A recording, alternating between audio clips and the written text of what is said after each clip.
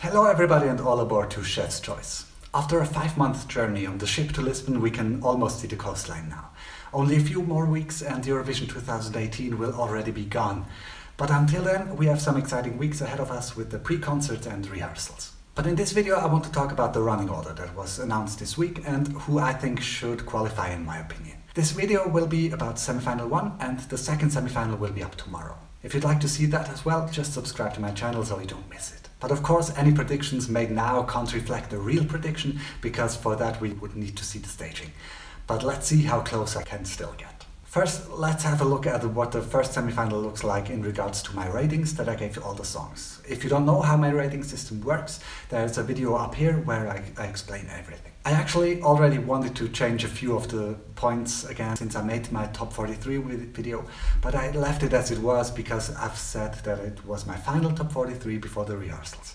So if we take my ranking and only look at the first semi-finalists, the top 10 would be the ones that would qualify.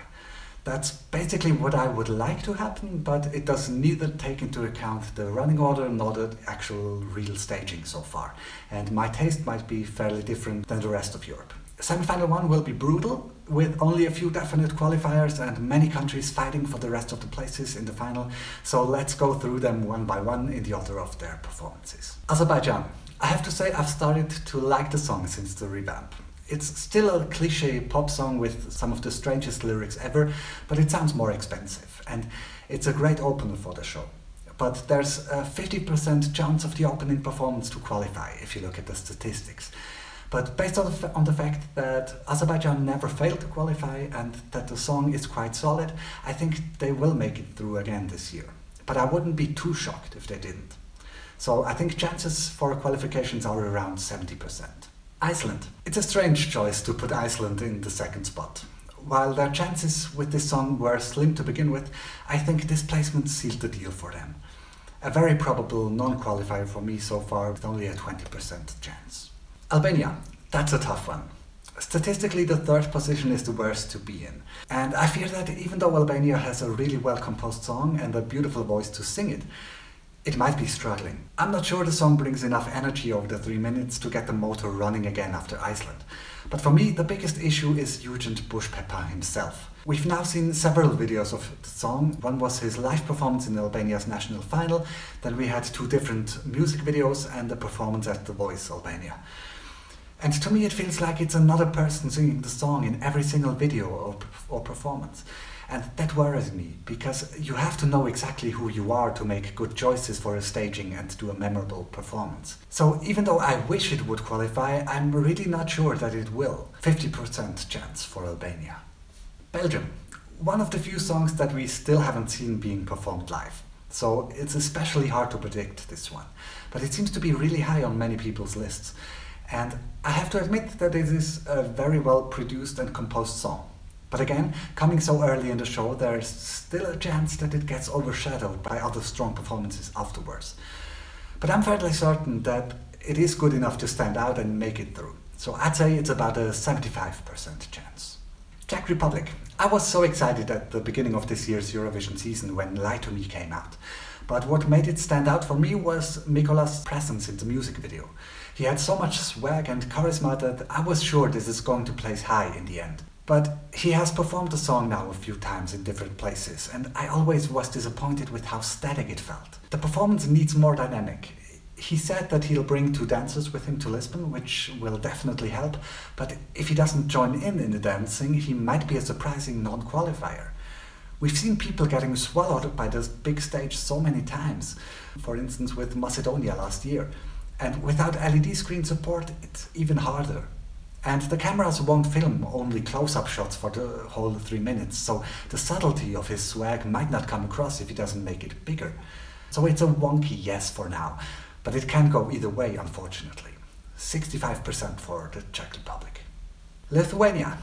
If we'd have to compare this song to others in the contest, I would say that it's the female version of Ireland this year. There are very few classic pop ballads in the running, which might enhance their chances, but I can't imagine that this will be remembered and favored enough by the audience that they feel like it's the one they are voting for. So it's maybe around 30%. Israel. I know that's the one I'll be waiting for, and it's a great spot to be in. By now you have enough performances to compare it with, but not too much to be overwhelmed by the options. I'm expecting this to be the performance of the night that everybody will be talking about. Netta will fill the stage and the stadium with her personality, and there's no doubt in my mind that this won't qualify. It is still the winner for 2018 for me, so I'm fairly confident to give it a 100% chance of qualifying. Belarus, coming after Israel, will be tough, and while the song itself grew on me over time, I think it will be hard to get first-time listeners on board, especially if the vocals are on the same level as in Belarus's national final. They also released about 5 different versions of the song over the past few months, so they don't even seem to know themselves what works best. Belarus will be one of the countries I think that will try to compensate the lack of LED screens the most with augmented reality stuff, and I don't think it's going to pay off. It's around a 35% chance for now. Estonia, the last act of the first half, and while I don't fear that it doesn't qualify, I'm a little worried about its staging. They announced yesterday that they struggle with getting the finances to support their elaborate performance with projections on the white dress that they did in Estonia's final. And while I think that the projections weren't perfect then, because they felt kind of random and lacking a real concept, I think they needed to get really far in the final. Her voice will carry her through the semi-final for sure, but for the top 3 she might need something else like the dress. So I hope they can work out their financial issues and that they still have enough time to perfect the concept of the whole performance. I give it a 90% chance of qualifying. Bulgaria. Like last year, I don't particularly get the hype about this song. Yes, it's good, but I feel you've heard the whole song after 1.5 minutes, and then it just repeats itself with slightly different focuses on different voices. So it might feel a little bland coming after Estonia. The vocal quality is there, and everything is very well made, but I keep forgetting the melody after I heard it. They now have performed at the London Eurovision party, so we finally can see them together, which I was excited about to see. And they can sing for sure, but there wasn't much more to it. The song and the voices are good enough to qualify, but I wouldn't count on the top 5 position in the end, as many others do.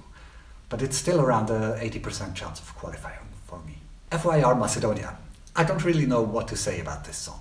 Some parts I like, others I don't. And that's going to be their struggle. And from what we've seen so far, I'm not expecting a perfect performance as well. It is still possible that they surprise me, but at this point I think their chances of qualifying are at 35%. Croatia, another one of those iffy songs. I personally really like it, but I fear that it's a little too bland to stand out. With the right performance it could do quite well, but it will fall apart with the wrong performance. And there's a fine line, because I think to make it succeed it will need to find a balance between the early 2000s Britney Spears vibe that it somehow has and that I like without becoming dated or too cliche. So I'm sticking with a 50% chance right now. Austria. I don't really like the studio version of this song because I feel like I've heard all the elements in other songs before, but Cesár performed in London as well, and I have to say that his charisma makes a huge difference. So the overall quality of the song paired with his looks and the stage presence will probably be enough to get him through to the final. But there's still a chance that they come up with a bad staging. So I'd say it's about 65%. Greece. This song will rise or fall with the staging. I agree that it's a beautiful song if you have time to read the lyrics and get into the atmosphere, but they only have 3 minutes to make the audience feel what it's all about.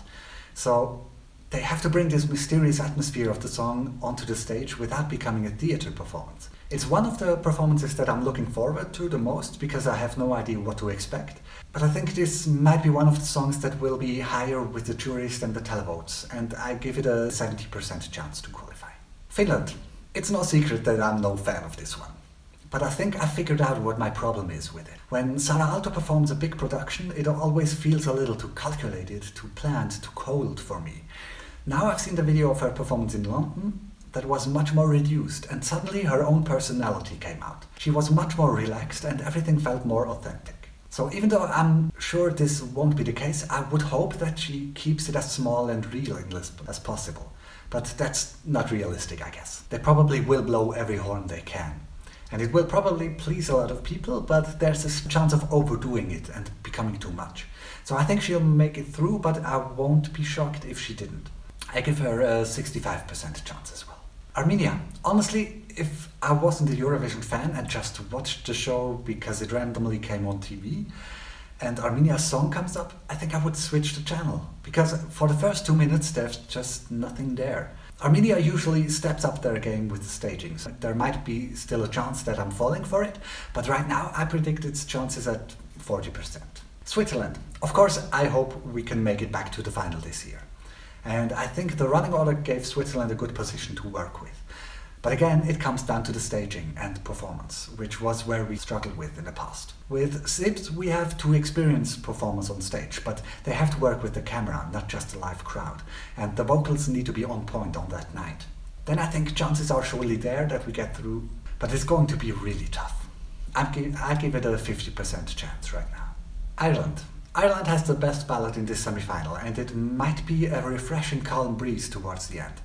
But it's still a very cheesy ballad, and I don't think the song alone will be able to push it through. They need to bring something to connect with the audience at home.